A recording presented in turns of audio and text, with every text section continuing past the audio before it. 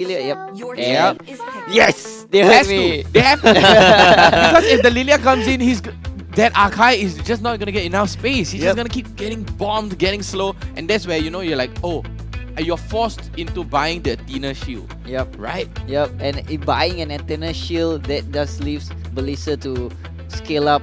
Exactly. And then, yeah, I mean, I can be a coach soon, right? I mean, technically speaking, I don't know. You can try.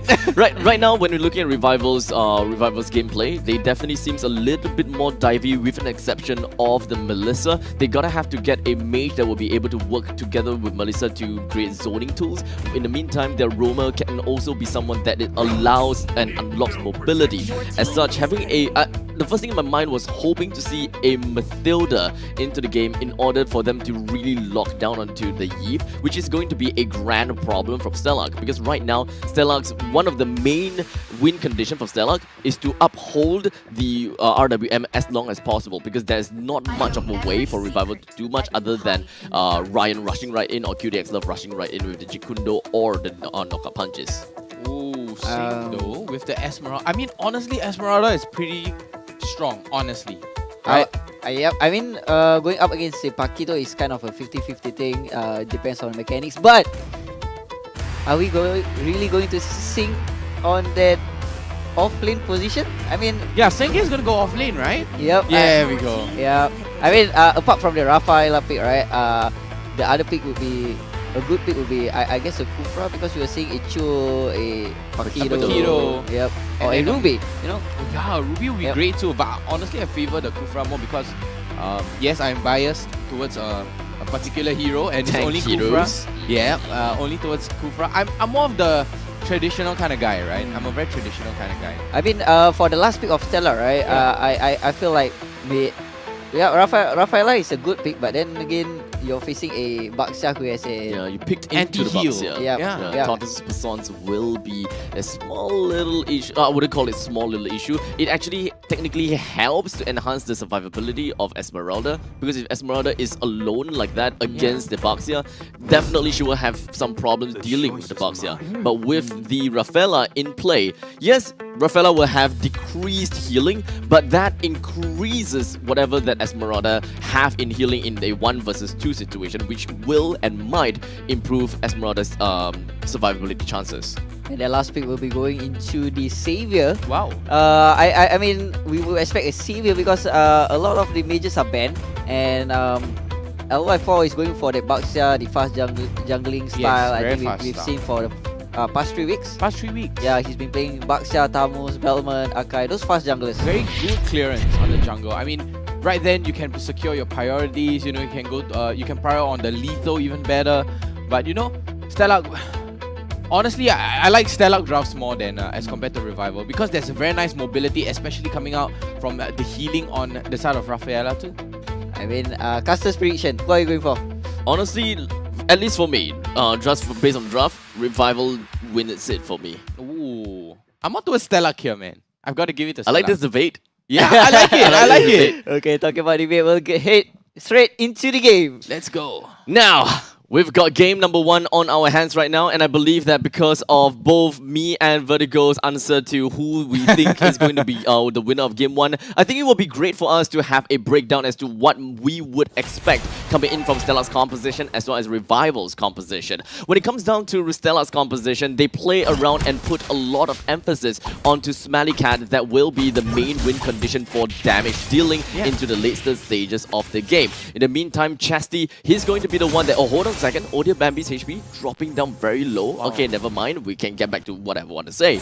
Now, Chesty is going to be the secondary win condition, and that is to really open up space in order for SmellyCat to stay safe. Because this is the main problem. Whenever you look at a Beatrix, you are afraid of a mashup. The main thing that Chesty, the Yif, is picked up is also because to stop a mashup from coming in and really to make things a little bit tougher for anyone to dive in onto the Beatrix. But the problem that I see here is that most of the teamfight essentials coming in from Stellark will be stopped because of the fact that there is a Paquito, there is a Cho that will stop this Yif pretty easily. Yeah, it's a straight in your face kind of composition coming out from Revival, right? But Stellark has a very nice rounded front to back. There's a go in, go out. You have two sprints coming out. You have Chesty on the sprint, Sync on the sprint. Sync is gonna get up right in your face, but as you speak, doesn't seem like OhDeerBambi will be able to get himself away as 2DX Love have decided to congregate together with the rest of the team here from the side of Revival. First blood can be in the hands of Revival.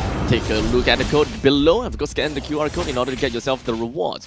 Now, 0:1, Revival, they have the control of the turtle as well, which is going to put a little bit of pressure onto Stellark. Yep, man, that's gonna give you a little bit of nice extra stat boost there coming out.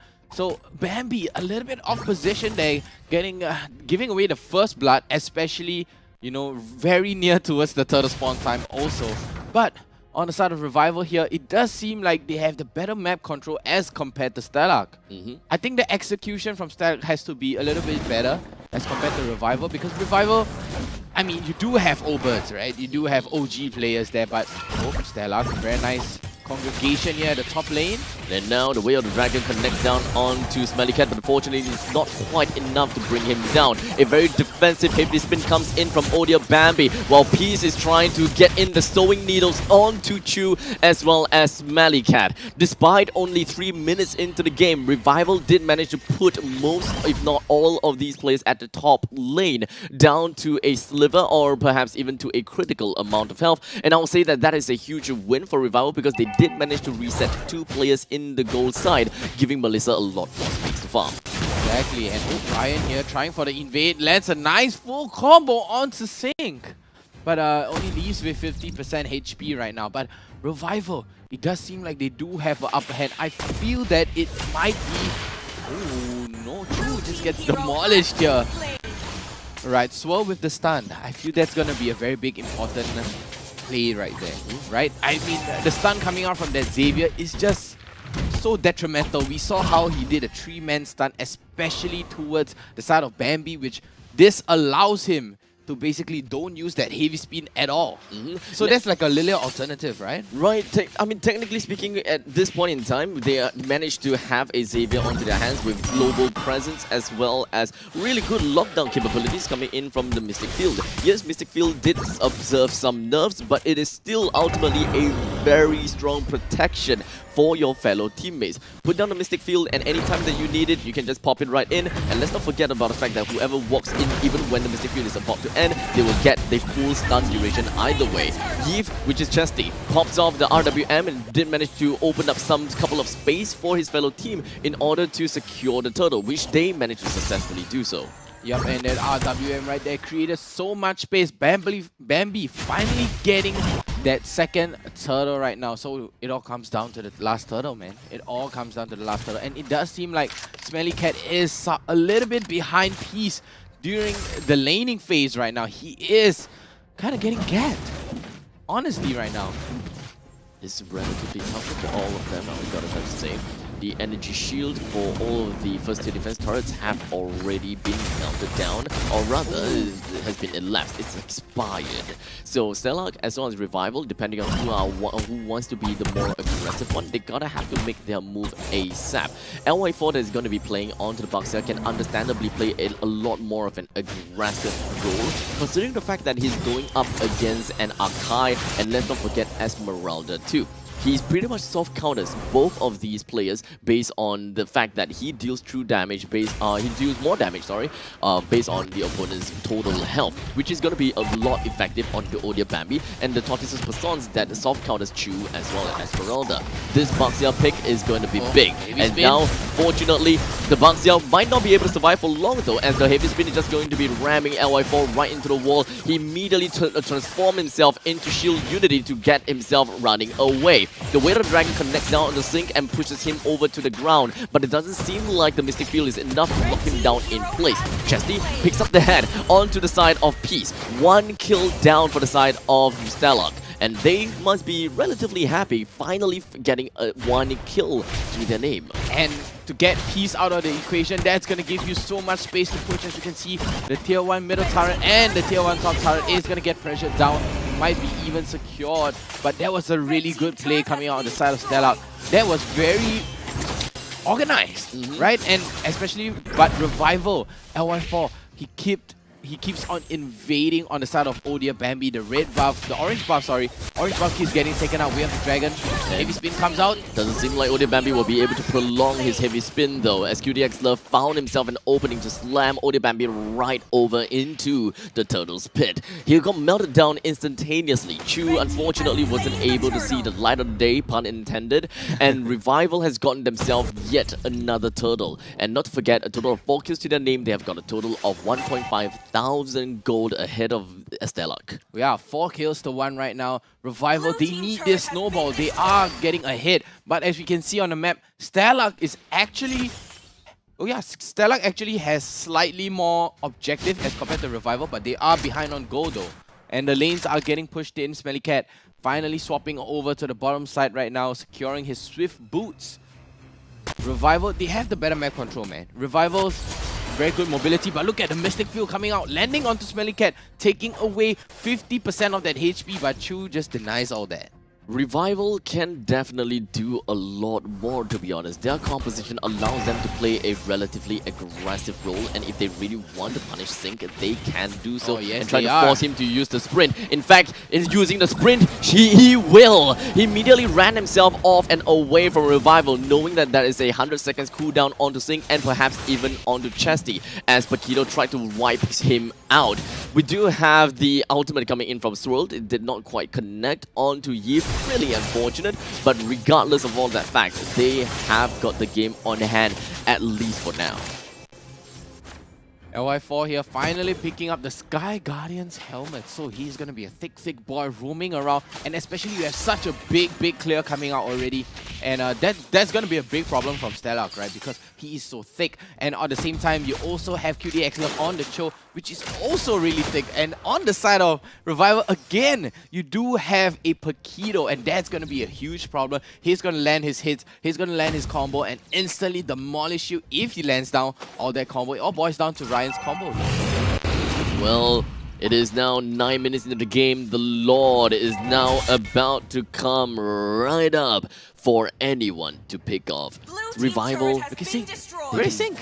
I mean, as for Sync, he's just doing Esmeralda stuff. Yeah. He's trying to go for the split pushes. He's trying to hold down onto the lane from the middle as well as the bottom lane, while the rest of the members from Stellark, they would want to open the map as much as possible. But unfortunately, Chu is not exactly the kind of hero that can just casually walk into the brush. As such, they would require come down to the Lord. The Lord could be a answer to how Stellark or Revival would want to play the game. How much of a dynamic would change out? Revival, they are doing pretty decently with 2,000 gold ahead of Stellark, but honestly, with their lineup and with their composition, I really feel that they could have been able to do a lot better. With the Cursed Helm as well as the Guardian's Helm onto the side, onto the Baxia is more or less pretty tanky already. Paquito does have the Bloodlust Axe as well as Hunter Strike and building up into a Dom Ice, which the Cho already have got for himself. The Xavier does have the book as well as the Genius one, which is definitely ahead, or rather quite a bit ahead of the Yif, because the Yif just got the Ice Queen's one, and that is going to be quite a big power spike. They gotta have to watch out for that. That is going to be the power spike, but SmellyCat getting a little bit of damage here coming out, and the conceal play comes out. Immediately we do see that Ryan as well as Cho try to dump themselves into the lines of Stellark. Chesty, he's still behind, pops himself the RWM completely undisrupted. Sync finds himself into the face of LY4, constantly bringing up shields for the LY4 while sapping all of them away too. QDX Love is the one that have tried to initiate onto Stellark and tried to get the Lord for themselves, but unfortunately the fight failed out for Revival. The Lord went over to Stellark, and they even lost Cutie. Abstract, did you see that? The Lord actually went to SmellyCat. SmellyCat sniped away the Lord on that Beatrix, and I would say, I have to give it, that's the A+ play right there. That's the grade A play right there. Stealing the level 1 Lord away, and it does seem like the tier 1 turret is under a lot of threat right now. The orange spot gets taken up right now, and Stellark, they can secure even 2 turrets here. Mystic Field catches 2 though.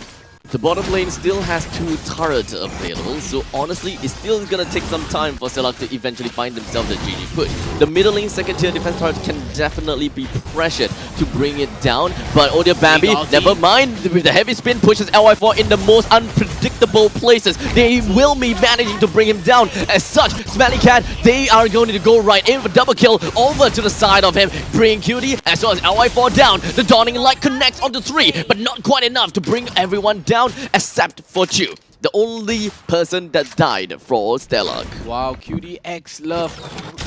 It all played out in my head. I predicted this. Real world manipulation gets pulled out.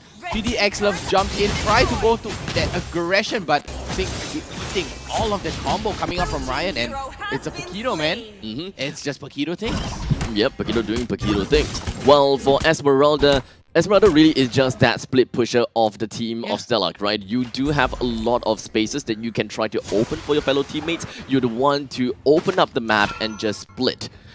In this case, for Stellark, they did manage to bring down the first tier defense turret, which is already a pretty big win, considering the fact that Paquito has pushed bottom lane like no tomorrow, and they couldn't find a lot of opportunities to do so. Exactly, and very good snipe away from that SmellyCat on the Beatrix, and it does seem like they could do it again, they could pull it off, but QDX love, he tried to execute that. He went in, he gets the knock up, he tried to use the Way of the Dragon, but it was just too much damage for him to take. There was so much damage coming out from Chu, from SmellyCat, especially Bambi, while having that heavy spin onto LY4, and you know, Chesty just burst him down like nobody's business. Revival, they do have a couple of mistakes when it comes down to their team fights. I believe that they are a little bit too aggressive in team fights. They should have been more aggressive in the early games when taking skirmishes. That's the different thing.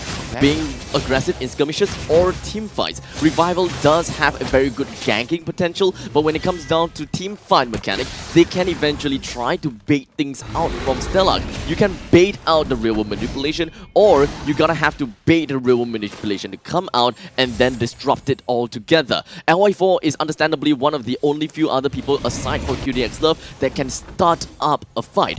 This will trigger and spark up a response from Stellark. Either it be a heavy spin or it will be a RWM. Most of the time, it will be a heavy spin, and from that point onwards, you're gonna have to decide how you want to disengage yourself, or do you want to just rush right into the face of Chesty. I wouldn't rush the face of Chesty. I think Chesty is being the bait here, right? Coming out from Stellark, he could be the bait. No, he's not the bait. Oh, QDX Love taking a little bit too much damage here coming out from Chesty. The entirety of Revival, they're not too interested in jumping in. No. As you can see, Sync is really just opening up the map. Yeah, They so don't, much zone. yeah, they don't even need a proper zoner. They don't need a hard support, or rather a hard roamer to open up the map at all, because they have an Esmeralda, they have Sync. Sync is the one that has the hybrid region onto his side, Oracle onto his side, and pump choke full of regions. And they're not too scared about that at all. QDX Love does have Dom Eyes, but that's not gonna falter. That's not gonna falter at all. And Stellark here securing that level 2 Lord, and they are gonna be going up onto the middle lane, top lane, and possibly onto the bottom lane right now. So Stellark, they could go for the secondary push. Yeah, I feel it all comes down to the very final Lord, right?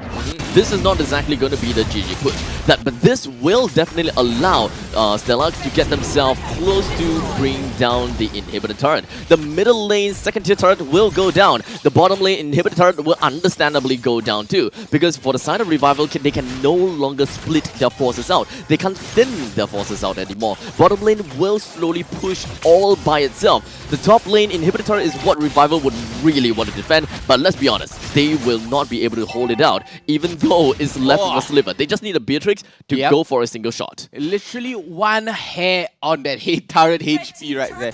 But tier 2 bottom turret taken out by Sync.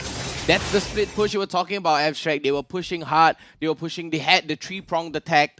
And finally, it does seem like Stellark do have the goal lead finally. 4-6. With 3,000 gold in favor for Stellark.